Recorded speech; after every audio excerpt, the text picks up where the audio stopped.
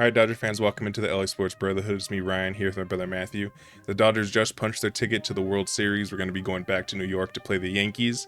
I'm incredibly excited. I think most of the baseball world is either excited or incredibly hateful, which will be cause for more excitement. We're going to address some key aspects of the series. Number one, and we can start here. The starting pitching rotation has been the topic of discussion for every pundit in the world because the Dodgers somehow they talk so negatively about the Dodgers pitchers that I am like confident in them even though I'm not. So like I've come all the way back around to defending them. But we have the same people we've had the whole playoffs. We got Jack, we got Yamamoto, we got Walker, and bullpen as a concept. All of them will be fully healthy because losing Game Five actually turned out to be very beneficial for us. The series start got pushed to Friday, so they have basically a full week off. We'll be able to line up the rotation however we want, and that is the first question. How would you line up the rotation if you had final say? Yeah, first of all, that's huge Yeah. because what it does is you only have one bullpen game instead of two. We had to use two bullpen games in the Met series. That won't have to happen this series. So honestly, I've been going back and forth with this.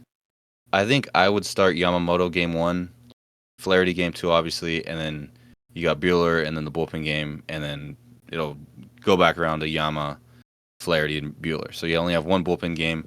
I don't have too much of a preference between Flaherty and Yoshi. I just think that as of right now, I feel more confident in Yoshi, and I mean, really, you can't go wrong either way. What I would like to see though is let Yoshi run. Mm-hmm. If he's rolling and it's the fifth inning, just let him go. But yeah, that's how I line it up. How about you? Yeah, I think at the end of the day, I would have it the same as you, but I don't know if I'm just buying too much into postseason aura. There's a little bit of me that kind of wants Walker to start game one, just because I feel like stuff for stuff. Actually, Yamamoto, the way he did his stuff, the secondary stuff in his last outing was elite. So I'm cool with him, obviously. But I don't know. It just feels like Walker has the specific type of stuff to get the Yankee right-handers out. Soto's gonna be hold, like a Tatis level, hold my breath every single time he's at the plate. I'm just gonna be honest. But Judge and Stan, despite how elite they are at different times of the season, there's a specific way you have to pitch to them. And realistically, all three of our starting pitchers have that, but their fastball life is in question, especially with Flaherty. And if you don't have the fastball command, it's really difficult to pitch to Stanton, especially. And Judge, he will probably strike out 15 times, but if he touches the ball 4 times, they're all going to be home runs. And that's very dangerous with Soto being on base in front of him. So yeah, I guess that's not really an important aside, but there's a little part of me that really believes in Walker, a big part of me that believes in Walker, a little part of me that wants him to throw as many times as possible in the series. But yeah, I think realistically, Yama, Flaherty, and Walker 1, 2, 3 is probably what I'm gonna go with, and then repeat after, like you said. Yeah, I agree. I think the biggest reason why is Yoshi dominated the Yankees. Flaherty just struggled mightily against the Mets. I think you start off with Yamamoto. He gets that splitter working. He gets that slider, that curveball working. I don't know. It just feels. I feel more confident in that. He has the stuff that I think can match Garrett Cole when you're watching. You say these two guys are going rather than Flaherty. Yeah.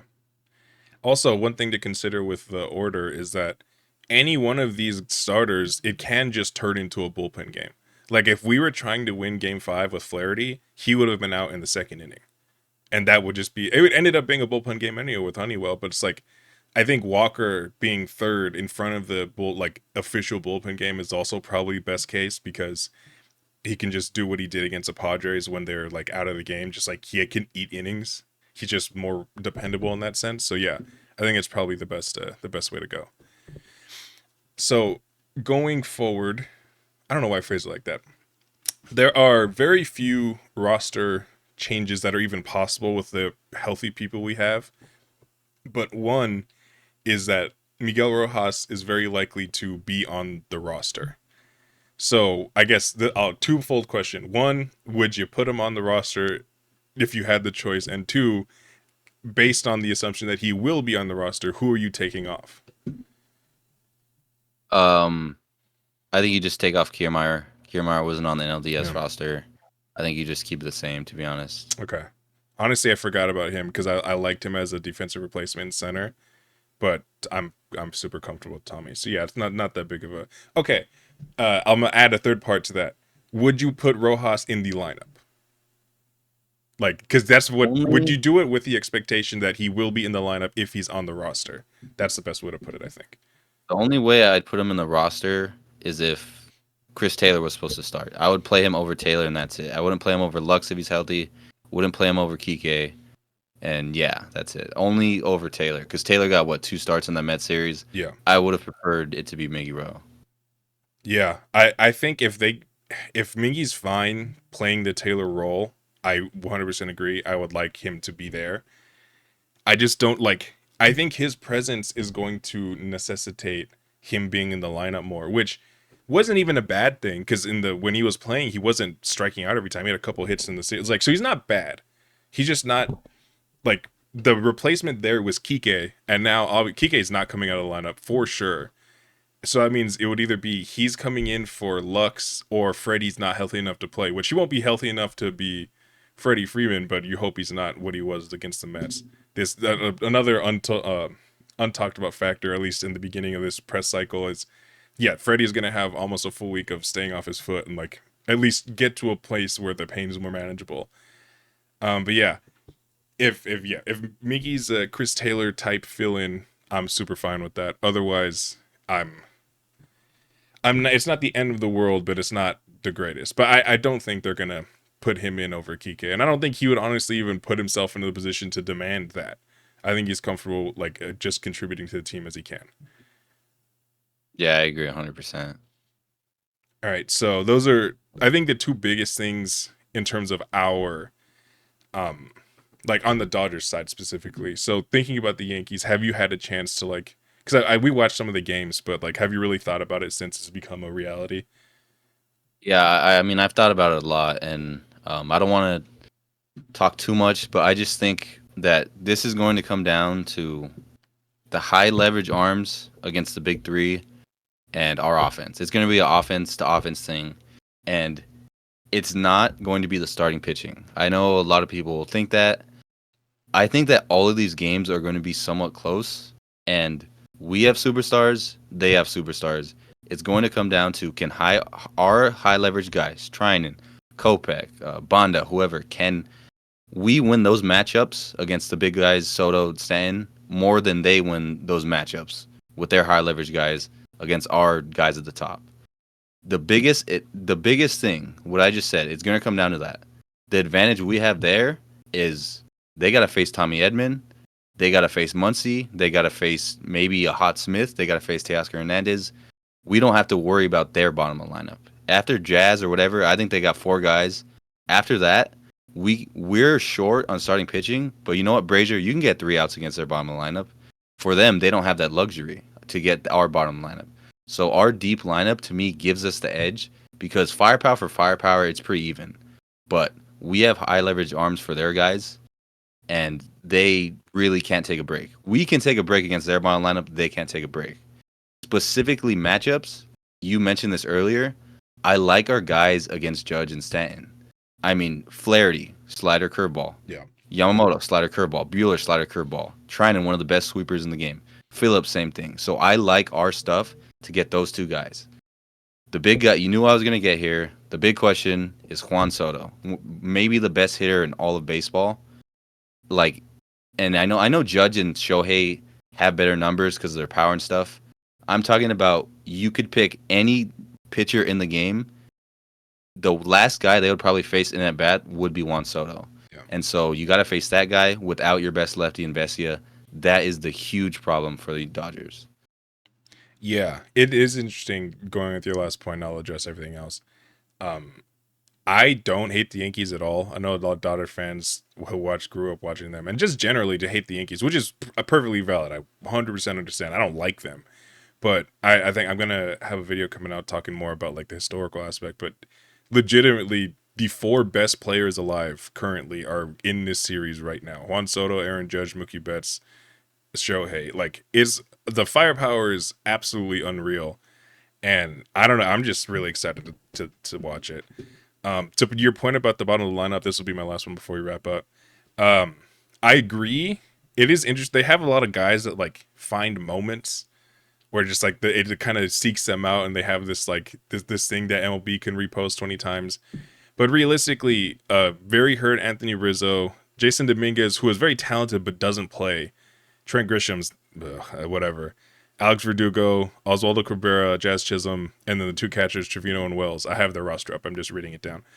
Like it is very much their top four, and like Gleyber Torres is part of that top four. He hasn't been bad. He's a solid bat, but it's just making sure the bases are clear when you face Soto and Stanton and Judge as much as possible, because realistically that's how they scored all of their runs against Cleveland. They had a couple, like, they're not putting together rallies.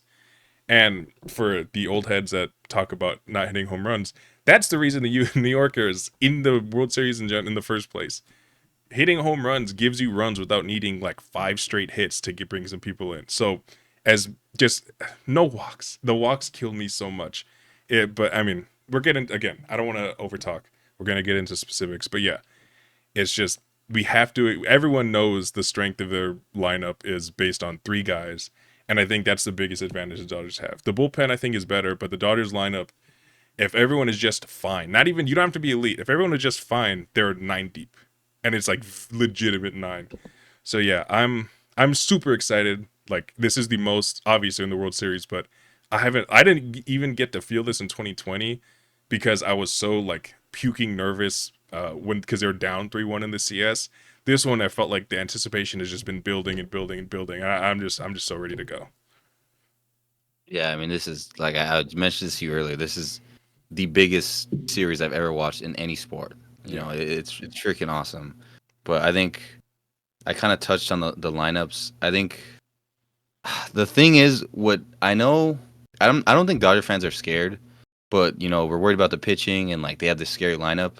I promise you, Yankees fans are more scared because no disrespect, they play two AL Central teams. I mean, come on, none of those teams even hold a candle to the Padres. And this Dodger lineup is in like they have produced. I mean, truly, it's like it might be at an historic level, Yeah. and the Yankees have never really like been tested. They've never faced adversity, and so they're gonna run into a lineup that doesn't swing and miss. That's nine deep and has the superpower that they have, and they don't have like this stellar rotation like a 2019 Nationals or even the freaking Padres. The Padres had a great rotation. So I think early in the series we have the advantage because our lineup's hot, because our lineup is deep, because we're at home, and because this is their first test. We've been tested down 2-1 against, in my opinion, let's say these are the two best teams in baseball. That was the third best team in baseball. Yeah. So I think we have the advantage early in the series. Yeah, I think the leap in quality is going to be very pronounced for the Yankees hitters. And even though Dodgers always did face the Padres, and that lineup I would argue is better 1 through 9 than the Yankees.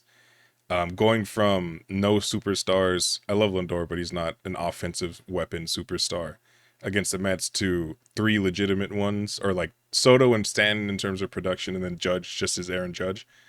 That's also going to be a kind of a real thing. Like there was no spot in the Mets lineup where they had to be like, okay, we have to really walk on eggshells here. Vientos had a great postseason and he was really like dangerous, but it was like, okay, that's fine. We could still pitch to him.